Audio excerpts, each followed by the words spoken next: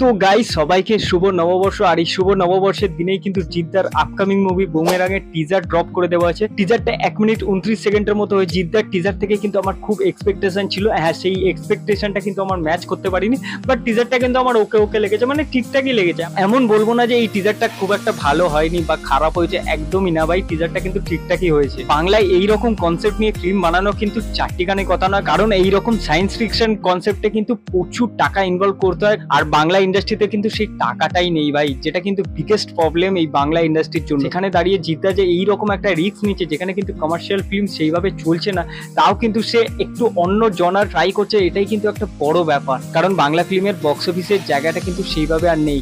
Mirza release করেছে, মির্জা কিন্তু খুব বেশি এক্সট্রাঅর্ডিনারি কামাচ্ছে একদমই না, এটা কিন্তু কমার্শিয়াল ফিল্ম ছিল, তাও কিন্তু ওইভাবে কামাচ্ছে না। খুব একটা স্টেডি কালেকশন কিন্তু করছে, হ্যাঁ গ্রোথ আছে অবশ্যই, বাট একটা কিন্তু স্টেডি কালেকশন করছে। এমন কিছু না যে ফিল্মটা হাইপ ছিল, হাইপ নিয়ে একটা বড় বক্স অফিস ওপেনিং নেবে, সেই রকম কিন্তু হয়নি।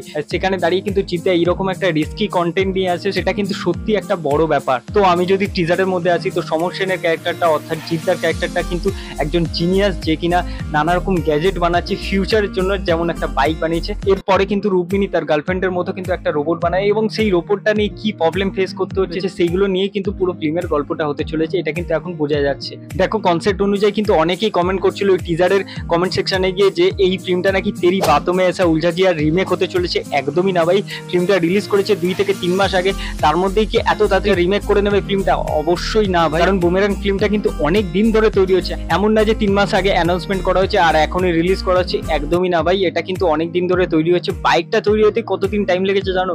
তো এটা কিন্তু রিমেক ফিল্ম একদমই না। হ্যাঁ কনসেপ্টের সাথে অবশ্যই মিল হতে পারে, বাট রিমেক ফিল্ম বলা যেতে পারে না ভাই, এটা তো ভুলভাল। টিজারে যে বাইকটা দেখানো হয়েছে সেটা কিন্তু মডিফাই করতে বেশ ভালো একটা টাকা কিন্তু গেছে, এক্সাক্ট অ্যামাউন্ট আমার কিন্তু মনে পড়ছে না, বাট ভালো টাকা কিন্তু ওই বাইকটার পেছনে খরচ করা হয়েছে। এটা কিন্তু এই টিজারে যে ভিএফএক্স গুলো দেখা যাচ্ছে সেটা কিন্তু বেশ ভালো লাগছে, কারণ বাংলা ইন্ডাস্ট্রি যে রকমের বাজেট পায় সেই তুলনায় কিন্তু এই ভিএফএক্স গুলো বেশ একটা প্রিমিয়াম ফিল কিন্তু দিচ্ছে। এরা কিন্তু ফিল্মটা একটা out and out comedy film হতে চলেছে। জিদ্দা কমেডি কেমন করে সেটা তো সবাই জানে, এছাড়া জিদ্দার সাথে কিন্তু অম্বরীশ দা, সৌরভ দা, খরাজ দা, রজতাভ দা, অনেকেই কিন্তু তাবর তাবর অভিনেতারা এই ফিল্মে কাজ করছে, যারা কিন্তু কমেডিটাকে অসাধারণ ভাবে পুল অফ করে দিতে পারে।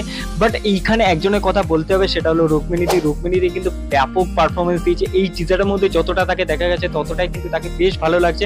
তার কিন্তু একটা সিন আছে টিজারের মধ্যে, যে একটা কথা বলতে বলতে সে একটু গ্লিচ টাইপের হয়ে যায়, মানে সে তো একটা রোবট, সে একটু গ্লিচ টাইপের হয়ে যায়, সেই জায়গাটা কিন্তু সে দুর্দান্ত করেছে ভাই। তার পারফরমেন্সটা কোথাও গিয়ে এই ফিল্মের হাইলাইট পয়েন্ট হতে চলেছে, যেটা কিন্তু আমার এখন থেকে মনে হচ্ছে তার পারফরমেন্স কিন্তু বেশ ভালো হয়েছে, সে অনেকটা ইমপ্রুভও করেছে।